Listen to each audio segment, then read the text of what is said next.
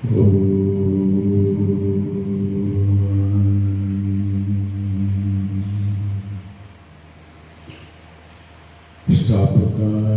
धर्मस्य सर्वधर्मस्वरूपिणे अवतार वरिष्ठाय रामकृष्णाय ते नमः। मेरे प्रिय साधु भाईगण, ये आश्रम के ट्रस्टी और विभिन्न राज्यों से आए हुए अध्यात्म अनुरागी श्री रामकृष्ण के प्रिय भक्त, मेरे प्यारे भाइयों और बहनों, विषय आध्यात्मिक चर्चा स्पिरिचुअल डिस्कोर्स लिखा, मगर आरती के संबंध में बोलना, आध्यात्मिक जीवन की उन्नति माने ईश्वर प्राप्ति, ये हमारे जीवन का उद्देश्य है। भगवान श्री रामकृष्ण कथामृत में बार बार हम लोगों को ये बताते हैं, मनुष्य जीवन का उद्देश्य ईश्वर प्राप्ति, और उसके लिए विभिन्न साधन बताते हैं। साधु संग करना है, एकांतवास करना है, सत असत विवेक करना है इत्यादि। इसमें से ये एक आपका साधु संग भी होगा, ये एक तरह का एकांत वास भी है। यदियो आप यहाँ ग्रुप में रहेंगे, मगर 5 दिन आप अपने आप में एकांत में रहेंगे। Live with yourself alone. जगत को थोड़े समय के लिए, 5 दिन के लिए जितना हो सके दूर जाओ। आध्यात्मिक उन्नति में जप, ध्यान, सत्संग, ज्ञान चर्चा, प्रेम, समर्पण, अपने आप को मिटा देना, ये सब साधनाओं में कुछ अनुषंगिक हेल्पफुल साधना है, और वह है एक पवित्र जगह में जाना है, सिद्ध के आश्रम में जाना है। नर्मदा का समग्र प्रवाह ये एक जीवंत देवी का जल रूप में प्रवाह है, और इस पूरे प्रवाह के आसपास में जितना एरिया है, वह एरिया में वह जीवंत देवी के आध्यात्मिक वाइब्रेशन का प्रभाव है। और फिर इसमें भी कोई एक सिद्ध का आश्रम है, मधुसूदन महाराज, ऐसी एक जगह जहाँ पहले से ही कुछ आध्यात्मिक वाइब्रेशन बना हुआ है। वहाँ पर आकर के हम हमारी साधना करें तो उस साधना का प्रभाव ज़्यादा होता है। एक आध्यात्मिक क्षेत्र, स्पिरिचुअल फील्ड में जाने से बैटरी चार्जिंग सुविधा होती है, और जहाँ ऐसा फील्ड नहीं है वहाँ थोड़े कष्ट हो सकता है। तो आप सब पुण्यवान हैं, मैं भी पुण्यवान हूँ जो यहाँ आकर के मुझे आप लोगों से मिलना भी हुआ। एक इसी व्यक्ति के आश्रम में, जिस व्यक्ति को मैं साक्षात नहीं मगर पत्र व्यवहार से और साहित्य से ये संग जोन करने के पहले से पहचानता हूँ, मधुसूदन महाराज, उनकी किताब में पढ़ी थी। ध्यान के संबंध में बचपन से ही मेरा बहुत सीखने का आग्रह था। स्वामी विवेकानंद से उन्होंने प्रेरणा पाई और उसमें प्रगति पाई। मैं उनको पत्र लिखा था कि मैं आपके पास में ध्यान सीखने आना चाहता हूँ। उन्होंने आमंत्रण दिया मुझे, कोई समय दिया कि ये समय में तुम आ जाओ, मगर संयोगावशत में नहीं आ सका। मगर मेरी स्मृति में मधुसूदन महाराज ध्यानी महाराज बोल के उनको बोलते थे, और सदा मेरी स्मृति में है। जैसे कि हमने कहा, रामकृष्ण बार बार हम लोगों को बोलते हैं, मनुष्य जीवन का उद्देश्य ईश्वर प्राप्ति, अनंत जन्मों का हमारा प्रवास है। एक चक्र संसार में कोल्हों के बेल की तरह हम लोग घूमते रहते हैं, विषयों के पीछे दौड़ते रहते हैं, नाम यश के पीछे दौड़ते रहते हैं, सुख दुख के में भोगते रहते हैं, स्वर्ग नरक में जाते रहते हैं। जहां तक मुक्ति न हो जाए, ईश्वर प्राप्ति न हो जाए, ये दुख का चक्र पूरा नहीं होता। ये संसार एक दृष्टि से दुख ही है। जो ब्रह्म नहीं है, जो आत्मा नहीं है, जहां ईश्वर से मेरा सान्निध्य नहीं है, ऐसी सब बात दुख की बात है। क्योंकि आनंद मात्र आत्मा में ही है, परमात्मा में ही है, वह ही आनंद स्वरूप है। और जब विषयों में हम आनंद पाते हैं, तो प्रतीक छाया है, प्रतिबिंब है, छवि है। छवि में कभी मूर्ति नहीं होती है। वहां जो आनंद मिलता है वो छाया का आनंद है, इसलिए कभी अंत में नहीं आता। परमानंद आनंद चाहिए, अनंत जीवन चाहिए, तो परमात्मा में, आत्मा में ही मिलेगा। आत्मा को पाना, परमात्मा दर्शन करना, अंतिम अर्थ में वह सब एक ही है। इसको पाने के लिए विभिन्न साधना में स्वामी विवेकानंद ने एक अति अद्भुत स्तोत्र की रचना की। और उसके संयोग भी जब प्रथम ये स्तोत्र खंडन वंदन जगवंदन वंदी तुम्हारे, रामकृष्ण का जन्मदिन था और उनका ईयर था 1898, 22 फरवरी। डायरेक्ट डिसाइपल्स सब थे और वे लोग मिलकर के रामकृष्ण की आरती वहां कर रहे थे। उसमें स्वामी विवेकानंद ने ये स्तोत्र का पाठ, तब ये पूरा जो अभी हम लोग पाठ करते हैं ये सब नहीं थे, कुछ ही थे। संपद भव कवसी पद ये सब बाद में हुआ, देते थे रंग बिरंगी था। तो स्वामी विवेकानंद खोल बजा रहे हैं, सब डायरेक्ट डिसाइपल्स वहां खड़े आरती के सामने नृत्य कर रहे हैं और नृत्य करते करते रामकृष्ण के सामने ये आरती का गान हो रहा है। अति अद्भुत है ना। जिन्होंने रचना की वह स्वामी विवेकानंद खुद ये स्तोत्र का गान कर रहे हैं और सब भाई नाच रहे हैं। नाचते नाचते ये आरती का गान का आरंभ हुआ नर नारायण के नर ऋषि के द्वारा, सप्तर्षि के एक ऋषि के द्वारा, शिव के एक अंश के द्वारा, और उन्होंने इसकी रचना की थी। इसलिए ये रचना वह कोई सामान्य पंडित कवि की रचना नहीं है। कवि की रचना में शब्दों का संयोग बना करके, प्रास मिला करके, छंद मिला करके कुछ गान जैसा बना देता है। बौद्धिक क्रिएशन, इंटेलेक्चुअल क्रिएशन होता है। इंटेलेक्चुअल क्रिएशन कभी हृदय को स्पर्श नहीं करता। जगत में कवि होना ये बहुत बड़ी बात है। सत्य दृष्टा को कवि बोलते हैं, ऋषियों को कवि बोलते हैं, जिसकी आर्ष दृष्टि है उसको कवि बोलते हैं।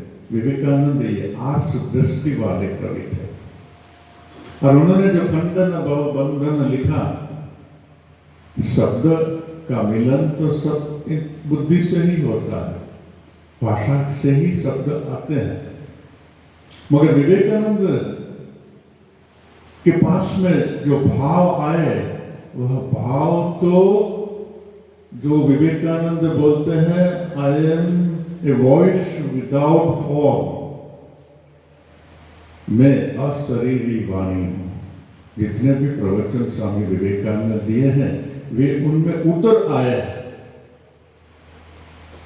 उतरे हुए विचार वो जीवंत होते हैं। वेद उतरा हुआ है, उपनिषद उतरे हुए हैं, डिसेंडेड, अवतरित। गीता उतरी हुई है कृष्ण से।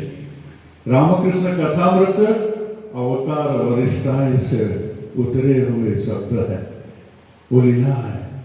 विवेकानंद के पास से जो शब्द निकले, जो काव्य स्तोत्र बना, वह दिव्य स्तोत्र है, क्योंकि उनका जो स्रोत है, मूल है, वह ब्रह्म से आता है, रामकृष्ण से आता है। जिस रामकृष्ण की उन्होंने अनुभूति की थी अपने जीवन भर, और जिन्होंने रामकृष्ण ने स्वामी विवेकानंद को अपनी सब शक्ति देकर के बोला था, हमें फकीर हो गए ना, मैं फकीर हो गया, मेरी सब शक्ति तुम्हारे अंदर में ट्रांसफर कर दी है, वहां से ये स्तोत्र आता है।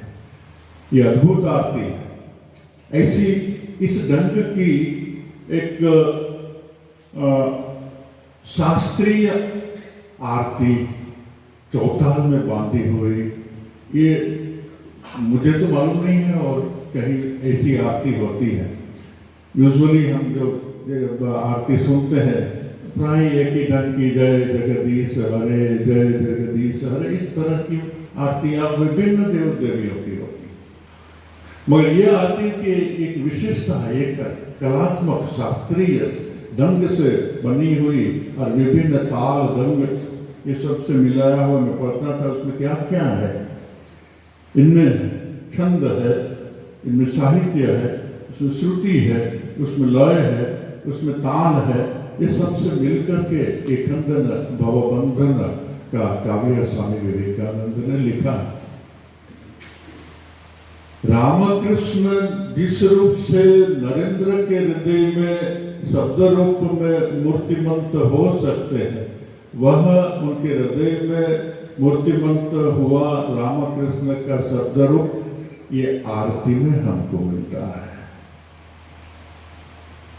विवेकानंद ने रामकृष्ण को समग्र रूप में कैसे समझा? जीवन तो उनको लिखने को बोला था, नहीं लिखा, वो तो गिरीश बाबू को बोल दिया कि तुम मुझको बोलो तो समुद्र को सुखा दूंगा, पहाड़ों को चूर चूर कर दूंगा, मगर तुम रामकृष्ण की जीवन चरित्र लिखने को बोलो, जिसे ये मुझसे नहीं होगा, ये तो मैं मनुष्य का चित्र करते करते बांदर का चित्र बना दूंगा। इनमें क्षमता नहीं थी, ऐसी बात नहीं है, मगर ये काम किसी के लिए रखा था। फिर भी रामकृष्ण के संबंध में उन्होंने आगे एक प्रवचन दिया था।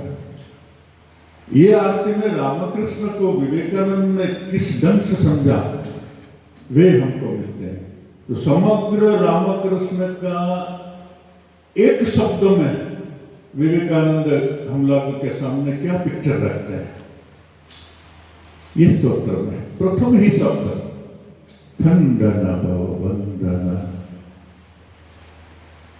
भाव के जो बंधन है, अज्ञान की जो गांठ है, अविद्या की गांठ है, उस भव बंधन को जन्म जन्मांतर के जो कारण है, आत्मा का जो बंधन में रखा है, आत्मा अपने आप को भूल गया है और परमात्मा से अपने को बिछड़ा हुआ सामान्य जीव समझता है, उसको खंडन कर देना, काट देना।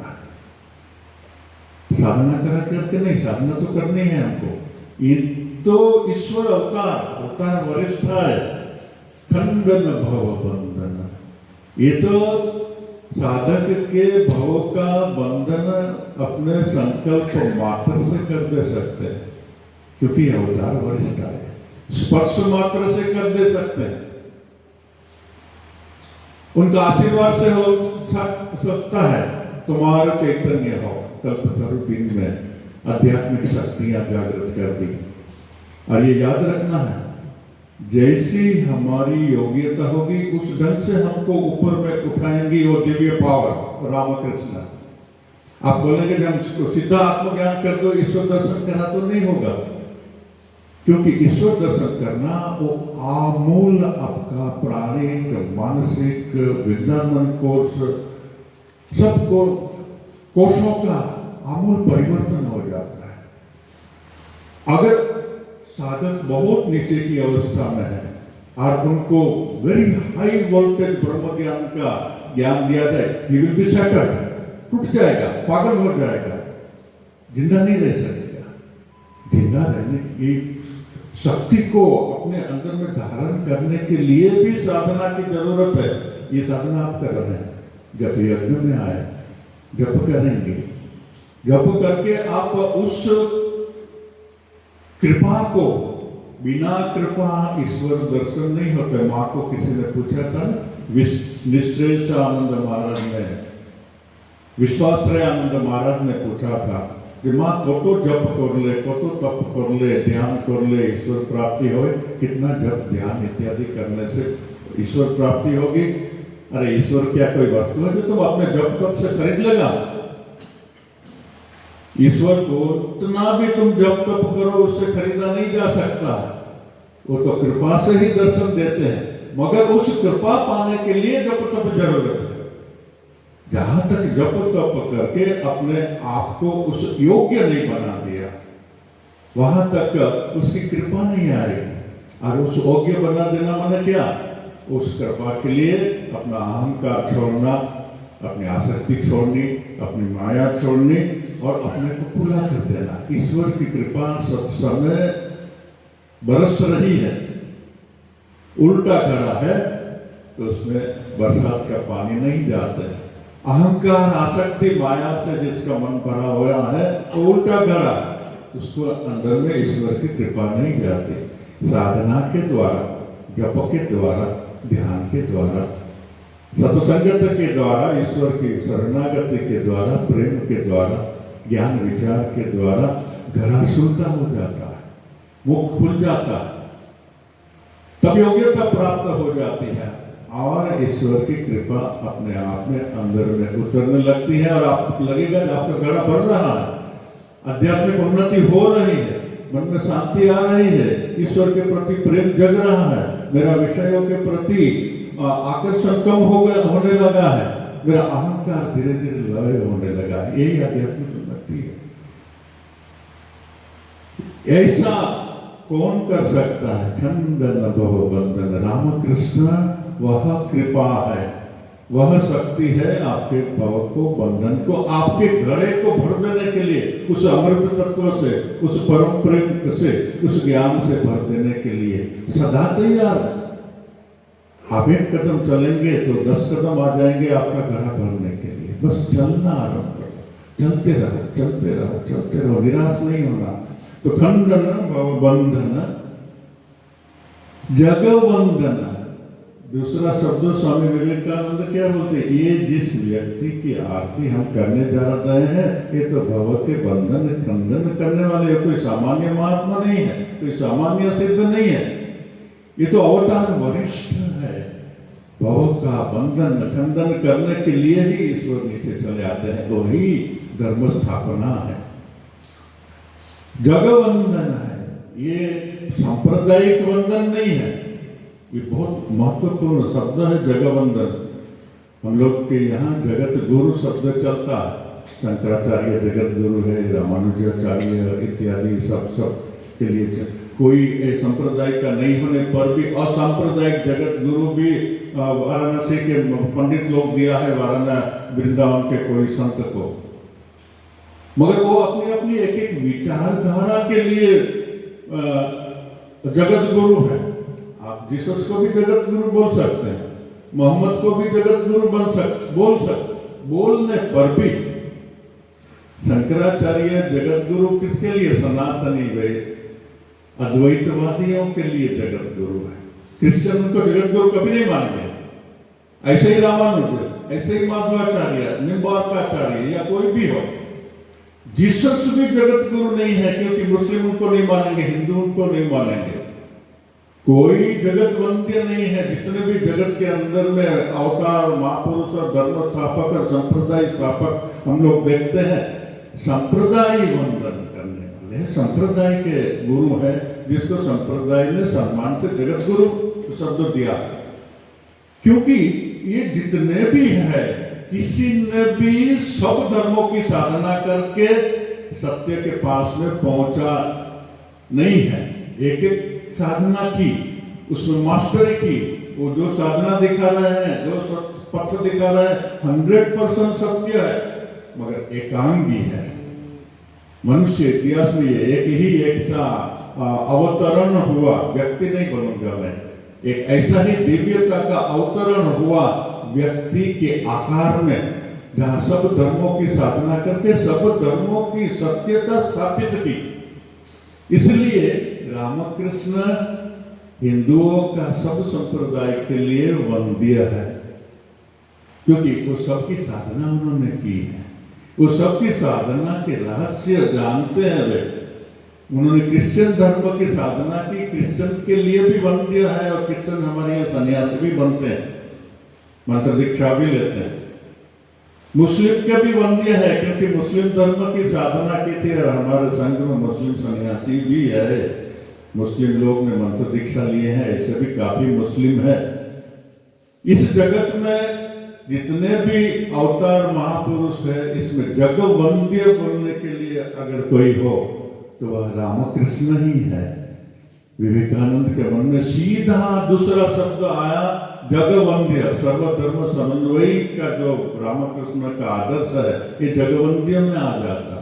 खंडन, हमारा जन्म मृत्यु का बंधन को खंडन करने वाला, ज्ञान को नष्ट करने वाला, जगवंद खंडन, भवबंधन, जगवंदन, भवबंधन का खंडन करके जगवंदन वंदी तुम्हारी, उनको मैं वंदन करता हूँ। स्वामी विवेकानंद को वंदन करते, ये एक ही समग्र विश्व के लिए वंद्य है। निरंजन नर रूपधर निर्गुण गुणमय, ये जो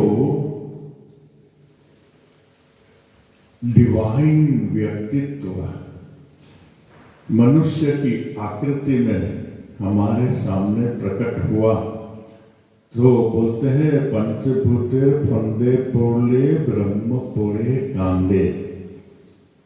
मगर रामकृष्ण का स्थूल शरीर तो पंच भौतिक सा लगता है, इसलिए ये जगत के जितने बीमारियां इत्यादि हो सकती, मगर इसके अंदर में जो है वह दिव्यता से भरपूर है।